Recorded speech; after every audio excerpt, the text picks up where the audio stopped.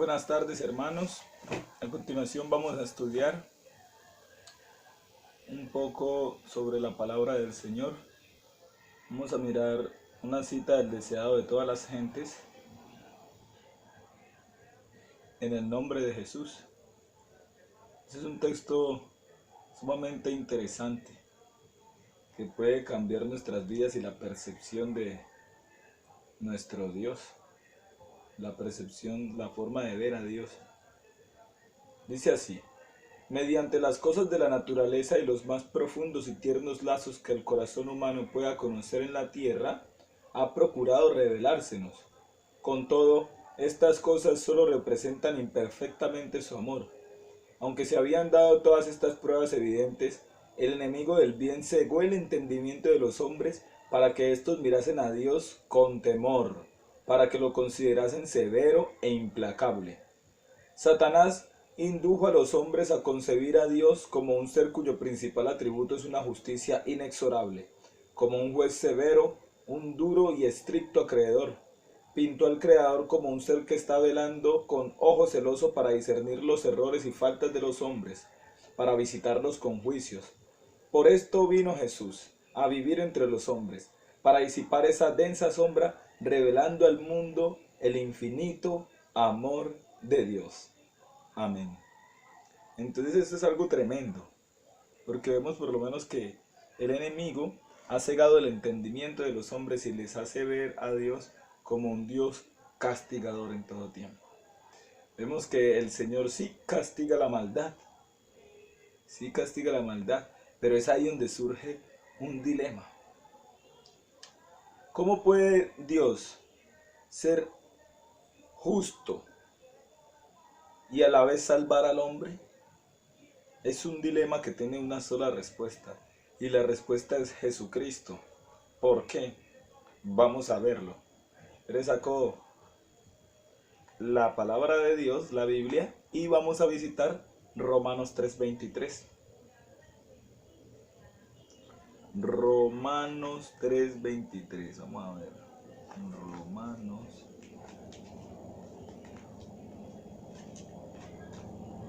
3:23 nos dice: por cuanto todos pecaron y están destituidos de la gloria de Dios.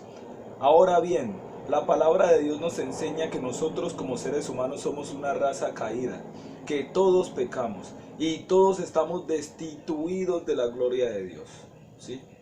El pecado es una abominación para Dios y Dios aborrece el pecado. Hay que tenerlo en cuenta siempre. Dios no está de acuerdo con una vida en pecado. Dios aborrece al pecado y el pecado tiene paga. ¿Cuál es la paga? El pecado tiene paga. Vamos a hacer un paréntesis y a ponernos a pensar en el significado de la palabra justicia. Todos sabemos que la justicia lo que hace es dar al individuo lo que el individuo se merece. Ejemplo, si yo salgo y cometo un delito, un crimen cualquiera, y soy cogido en el mismo acto, con evidencia, tengo que pagar. Y la paga del cometer ese crimen es prisión. Ahora, ¿cuántos crímenes tengo que cometer yo para ser encerrado? Uno, con un solo crimen. Bien, ahora vamos a ver la justicia de Dios que nos dice Romanos 6, versículo 23. Porque la paga del pecado es muerte. Esa es la primera parte del versículo. Vamos a estudiar la segunda parte más adelante. Pero nos dice, la paga del pecado es ¿qué? La muerte. ¿Sí? Entonces, si Dios es justo, ¿qué es lo que tiene que hacer Dios con el pecado? Pagarlo. ¿Y cómo paga Dios el pecado? Con la muerte. ¿Cuántos son pecadores según la palabra de Dios? Todos. Dice, no hay justo ni aún uno. Romanos 3:10. Todos pecadores. ¿Cuántos merecen la muerte según la palabra de Dios? Todos. ¿Cuántos merecemos morir? Merecemos el odio y el aborrecimiento y la ira de Dios sin mezcla de misericordia. porque somos practicantes de aquello que Él más aborrece, que es el pecado. Entonces, si Dios es justo, Dios paga, ¿sí? Alguien podrá decir, wow, pero comenzó leyendo esto del camino a Cristo y me dice que Dios es amor y ahorita me dice que Dios paga y paga con la muerte. Porque el amor es un principio, ¿sí? Y el amor también lleva en sí justicia. Ahora bien, ¿Dios te destruye por amor? No, Dios no quiere destruir a nadie y no quiere condenar a ninguno. Antes bien, quiere que todos se arrepientan, vengan al conocimiento de la verdad y sean salvos por Él. Pero vamos a ver la cuestión de este dilema. ¿Cómo es que Dios puede ser justo y a la vez puede salvar al hombre? Ya sabemos que como es justo tiene que pagar el pecado. Alguien un día me dijo, pero yo sé que los pecados que hago Dios me perdona. Y a mí me suena algo como extraño, como así, o sea, yo cometo un pecado hoy y me acerco al Padre, Padre, perdóname, y ya me perdonó. La cuestión es dónde queda la justicia. Voy a ponerte un ejemplo. Llegas a tu casa y un criminal acaba de asesinar a tu familia. De milagro pudiste correr porque casi te ataca a ti también. Corriste, lo reconociste, fuiste y lo denunciaste. Ahora bien, lo toman y lo llevan al juicio, al juzgado.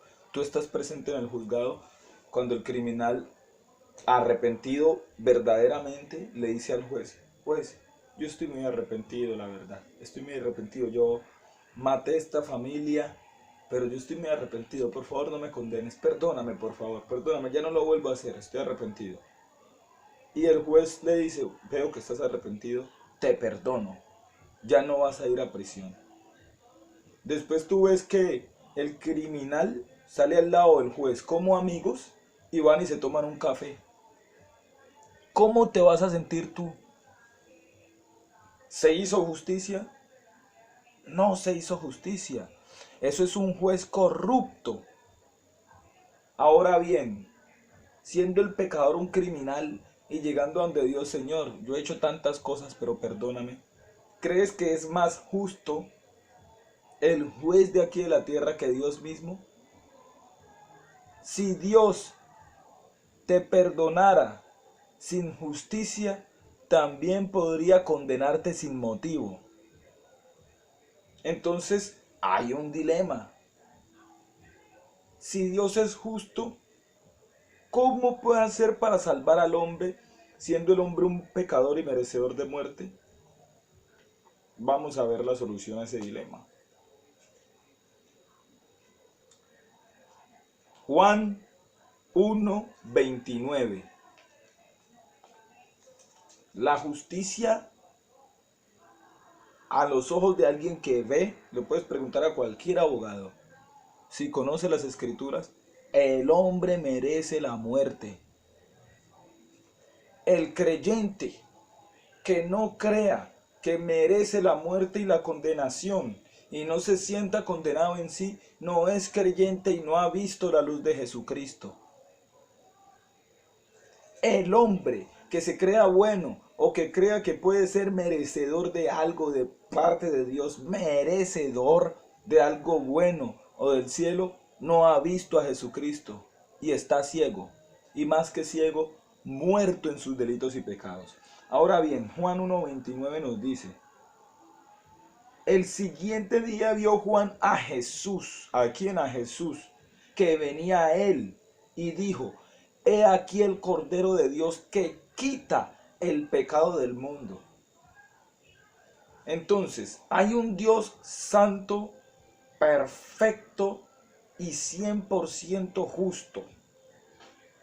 Hay un hombre que es pecador en todos los sentidos, denominado enemigo de Dios porque ama hacer las cosas que Dios aborrece. Y este Dios justo quiere salvar a ese hombre, pero no puede dejar su justicia de lado porque dejaría de ser justo. El dilema es cómo. hace Dios para ser justo y a la vez poder salvar al pecador. He aquí el Cordero de Dios que quita el pecado del mundo. ¿Quién? Jesús. Esa es la solución al dilema. ¿Cómo Dios, siendo justo, puede salvar al hombre? La respuesta es Jesús. ¿Por qué? Vamos a verlo en la palabra de Dios. Romanos 6:23. Porque la paga del pecado es muerte. O sea, la paga del pecado es la muerte. No hay otra forma de pagar el pecado. Ahora bien, la Biblia nos enseña lo siguiente. Juan 3, versículo 16. Porque de tal manera amó Dios al mundo que ha dado a su Hijo unigénito. Lo dio. Es un don, una dádiva, una ofrenda, un regalo. Dio a su Hijo. De tal manera amó Dios al mundo que ha dado a su Hijo unigénito para que todo aquel que en él cree no se pierda, mas tenga vida eterna. ¿Sí? Vamos a leerlo desde el versículo 14. Y como Moisés levantó la serpiente en el desierto, así es necesario que el Hijo del Hombre sea levantado, para que todo aquel que en él cree no se pierda, mas tenga vida eterna. Sea levantado ¿en dónde? ¿Cómo levantó Moisés la serpiente en el desierto? ¿Sí? Sea levantado como el Hijo de Dios. Sea levantado en una cruz.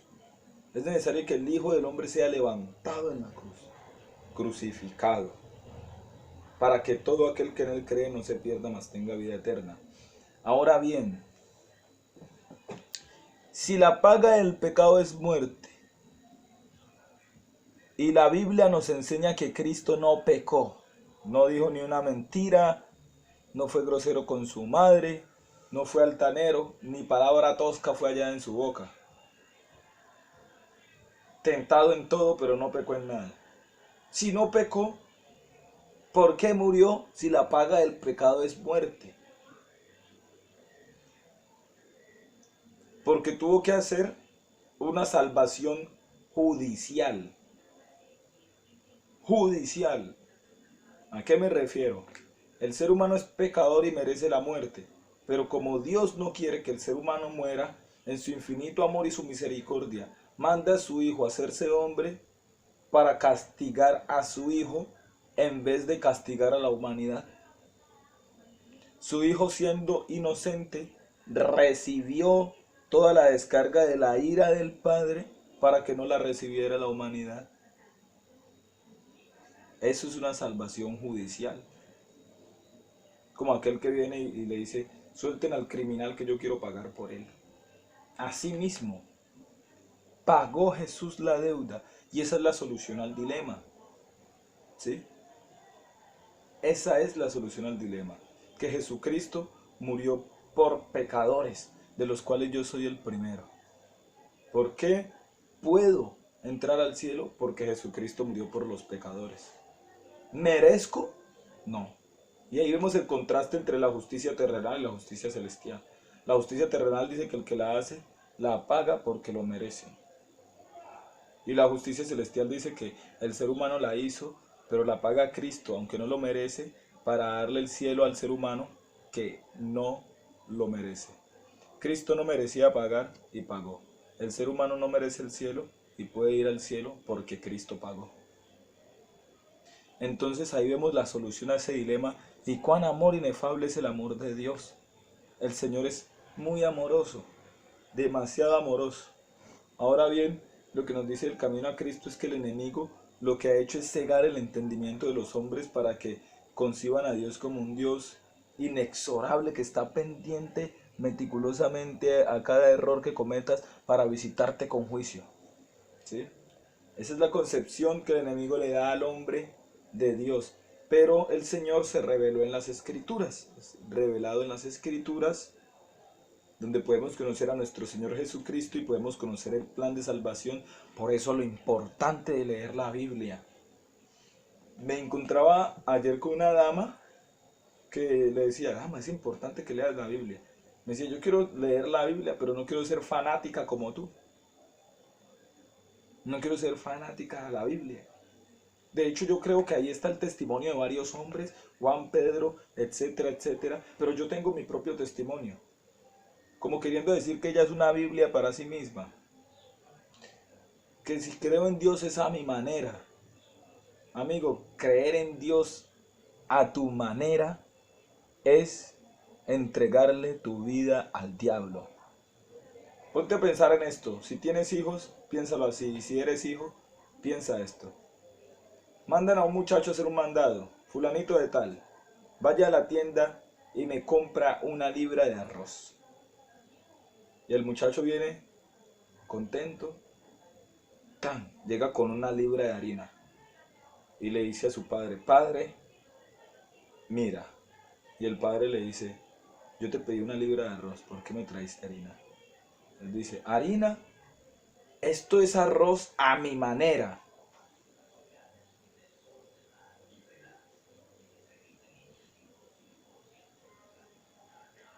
Es necesario conocer las Escrituras y conocer al Dios de la Biblia. Si tienes alguna concepción de Dios que no es el Dios de la Biblia, ya te has hecho un Dios ajeno, conforme a tu imagen y conforme a tu semejanza, que está de acuerdo con lo que haces. Y aborreces al Dios de la Biblia, que te ha dado la salvación en su Hijo, porque te pone parámetros, normas y leyes.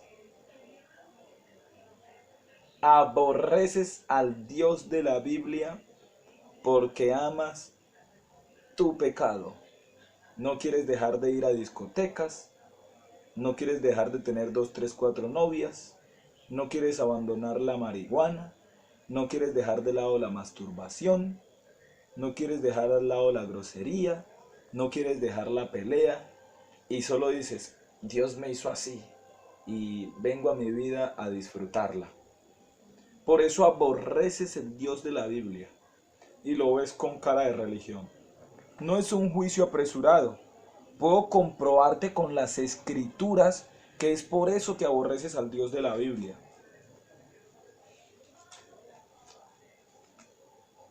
Juan 3, versículo 17 en adelante. Porque no envió Dios a su Hijo al mundo para condenar al mundo, sino para que el mundo sea salvo por él. El que en él cree no es condenado, pero el que no cree ya ha sido condenado, porque no ha creído en el nombre del unigénito Hijo de Dios. Y esta es la condenación. Vamos a ver cuál es la condenación. Y esta es la condenación, que la luz vino al mundo y los hombres amaron más las tinieblas que la luz, porque sus obras eran malas. ¿Qué pasó? La luz, Jesucristo, vino a este mundo. Pero los hombres amaron más las tinieblas, el pecado, que la luz. Amaron más el pecado que a Jesucristo, porque sus obras eran malas. Ahora bien, porque todo aquel que hace lo malo aborrece la luz y no viene a la luz para que sus obras no sean reprendidas. Todo aquel que ama y hace lo malo aborrece la luz, que es Jesucristo, y no viene a Jesucristo, no viene a las Escrituras, porque aborrece la luz. Ama el mal y no quiere que sus obras sean reprendidas, porque la palabra de Dios discierne los pensamientos y las intenciones del corazón del hombre, y cuando empiezas a leer este libro, sucede que llega un momento en que este libro empieza a leerte a ti y te condena, porque te dice que ningún fornicario, ningún adúltero, ningún mentiroso, ningún borracho, ningún homicida, ningún homosexual, ni nada parecido heredará el reino de los cielos. odias al Dios de la Biblia porque su palabra te muestra quién eres en realidad y te condena. Odias abrir los ojos y amas vivir engañado, hermano. Lastimosamente, desdeñas al Hijo de Dios, que vino a morir por tus pecados y a darte libertad de esa prisión. Hombre, si comprendiéramos que el pecado es una prisión mortal, si comprendiéramos una vislumbre de ese pensamiento, sería maravilloso. El pecado es tan mortal, tan mortal, tan mortal, y es un veneno tan letal que gusta. Como tomarte un vaso de jugo envenenado. ¡Qué rico jugo! Y el efecto te trae la muerte. Así mismo es el pecado. Amas hacer pecado, hermano. Ese es el problema del hombre. Y te lo digo porque yo amé hacer pecado. Porque toda mi naturaleza nació en contra de Dios y nací pecador. Y de Dios no quería saber nada, no quería saber nada de evangélicos ni nada de nada. Solo quería saber de la rumba, el trago, las drogas, las mujeres y andar aparentando. De eso sí quería saber. Me llamaba mucho la atención. Pero el Señor ha obrado en mi vida un milagro. Y también lo quiero obrar en la tuya, hermano. Porque Dios no quiere que tú te pierdas. Dios quiere que tú seas salvo y que vengas al conocimiento de la verdad. Dios no podrá ser juzgado el día del juicio, porque Dios es sumamente justo. El juicio es para los pecadores. Dios no podrá ser juzgado. Mira lo que nos dice la palabra de Dios.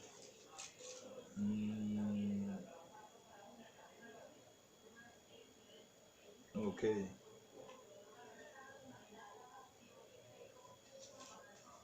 Timoteo, vamos a mirar. Dame un momento. Reflexiona bien. Dios no puede ser juzgado.